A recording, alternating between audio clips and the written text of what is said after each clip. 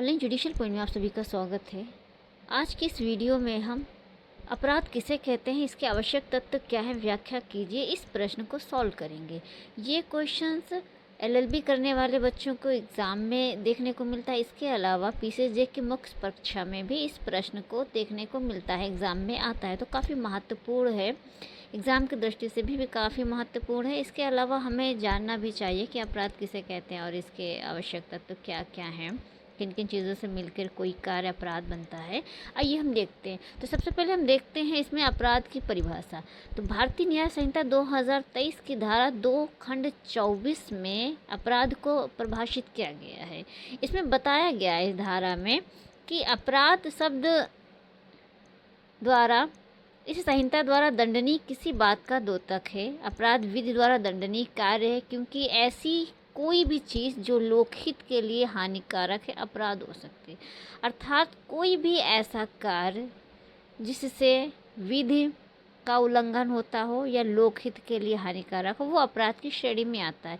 अपराध शब्द को सामान्य शब्दों में अगर हम देखें तो एक बहुत ही सामान्य भाषा में आप समझिए कि कोई भी ऐसा कार्य है जिसके लिए किसी विधि के अंतर्गत दंड का उपबंध किया गया कि अगर आप ये कार्य करेंगे तो आपको ये दंड इस विधि के तहत दिया जाएगा, तो वो कार्य अपराध की श्रेणी में रखा जा सकता है, वो कार्य अपराध होगा। इसी अपराध को कई विद्वानों ने अपनी अपनी भाषा में अपने अपने शब्दों में परिभाषित किया है।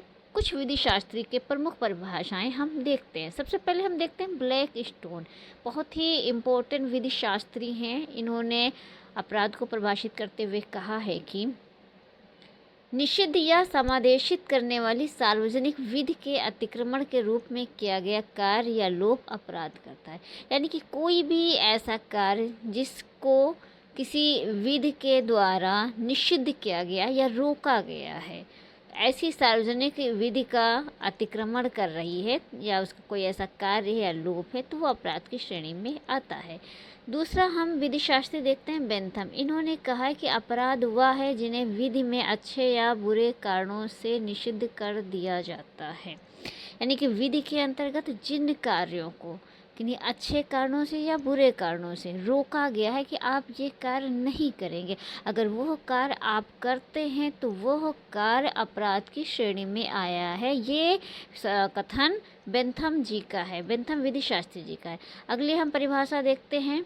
तो अगली परिभाषा में हम आते हैं, अपराध के आवश्यक तत्व देखते हैं हम। तो अपराध के आवश्यक तत्व टोटल 4 हैं। सबसे पहले आता है मानव या व्यक्ति, ह्यूमन बीइंग।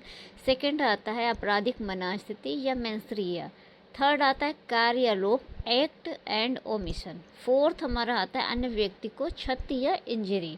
तो human being, mens rea, act and या ओमिशन और इंजरी, ये 4 आवश्यक तत्वों के अंतर्गत आता है। सबसे पहले हम देखते हैं ह्यूमन बीइंग या मानव या व्यक्ति।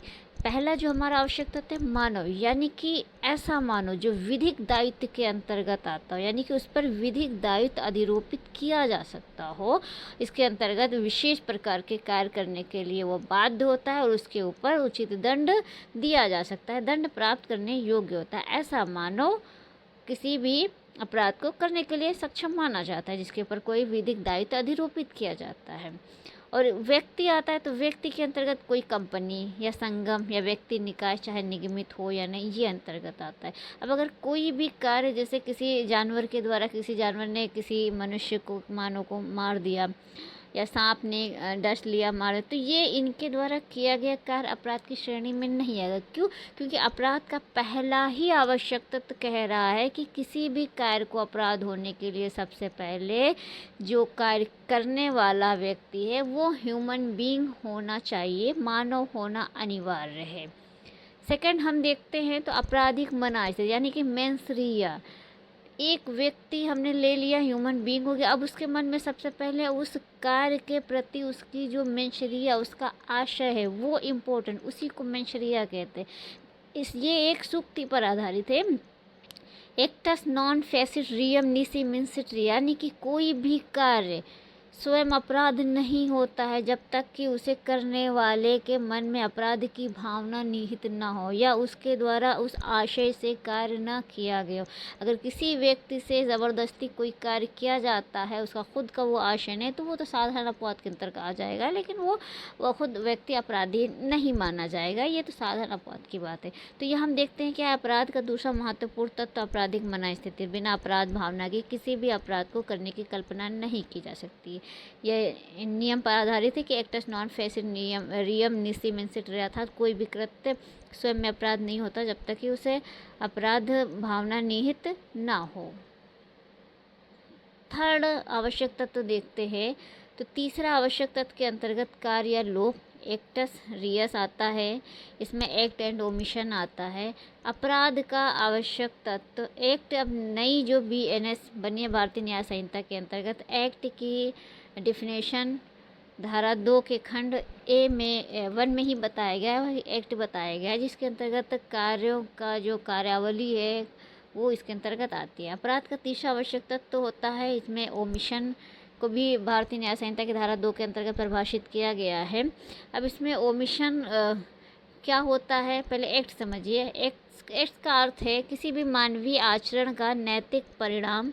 कोई भी कृत्य जब विधि द्वारा निषिद्ध कर दिया जाता है तो वह वर्जित कृत्य हो जाता है।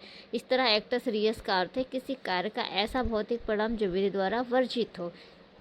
इसी को परिभाषित करते हुए विधि शास्त्री प्रोफेसर जेरोम हॉल ने कहा है, इनके अनुसार कि हानि पहुंचाने के लिए अपराध भावना के अतिरिक्त कुछ और भी ज़रूरी है। बाहरी संसार में अपराध भावना का प्रत्यक्षीकरण होना चाहिए। यानी कि सबसे पहले हमने देखा था एक ह्यूमन बीइंग होना चाहिए, उसके अंदर एक दुराशय होना चाहिए, मेंसरिया होना चाहिए। उसके साथ वो क्या, उसके कुछ आगे बढ़ाएंगे। अब आगे हम कैसे बढ़ाएंगे, उस व्यक्ति ने या तो कार्य किया या लोभ। कार्य मतलब उसके द्वारा कुछ एक्ट किया गया, कोई एक ऐसा बाहरी आचरण किया गया जिससे वो जो कार्य था वो आगे बढ़ा। ये तो हमें एक्ट समझ आ गया। अब हम देखते हैं ओमिशन या लोभ। लोभ क्या होता है, अर्थात किसी व्यक्ति किसी कार्य को करने के लिए बाउंड होता है। अगर वो कार्य वो ना करे तो उसका ना करना ही लोभ कहलाता है। इसको एक उदाहरण से समझिए।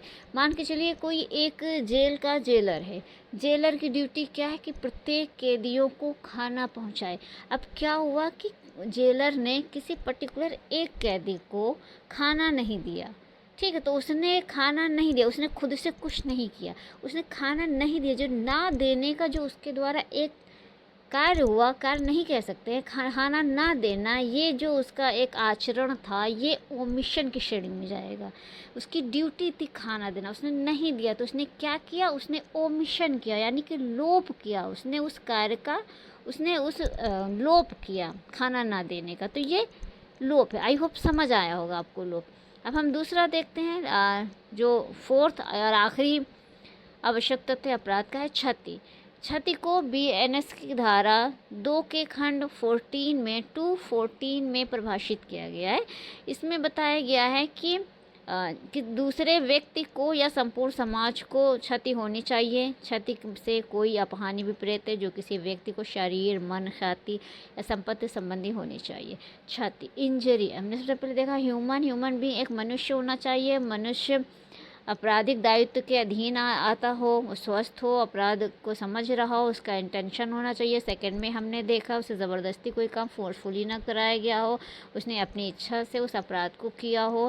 फिर हमने तीसरा देखा था उसके द्वारा कोई एक्ट या ओमिशन किया गया हो। और फोर्थ हमारा जो आता है इंजरी आता है। इंजरी 4 प्रकार की होती है। सबसे पहले कौन कौन सी बॉडीली इंजरी होती है, मेंटली, रेपुटेशन और प्रॉपर्टी, यानी कि शरीर, मन, ख्याति, संपत्ति। शरीर इंजरी तो आप समझ रहे हैं, शरीर को क्षति होती है, इसके लिए एक चैप्टर भी BNS में बताया गया। किसी को मारा पीटा, ये डेथ हुई, ये सब शरीर से संबंधित होती हैं। इसके अलावा जो पूरा चैप्टर 6 से बना हुआ है जिसमें शरीर संबंधी क्षति बताई गई है।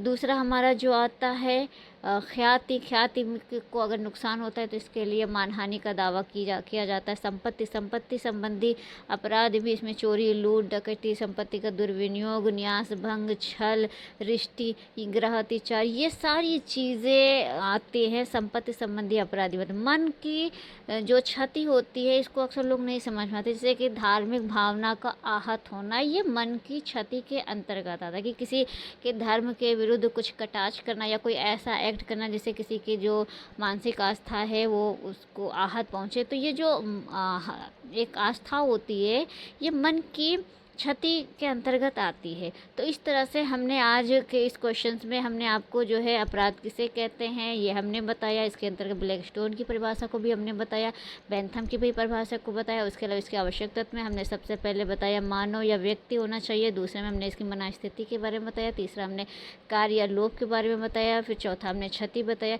इस प्रकार हमने एक मेंस के बहुत अच्छे बहुत इंपॉर्टेंट टॉपिक्स को बहुत ही आसान शब्दों में हमने इसे समझा अच्छे से। आई होप आप इसका स्क्रीनशॉट ले लीजिए, इसके नोट्स बना लीजिए, अच्छे से तैयार कीजिए और आई होप आपको ये क्वेश्चंस पसंद आया होगा और समझ में भी अच्छे से आया होगा।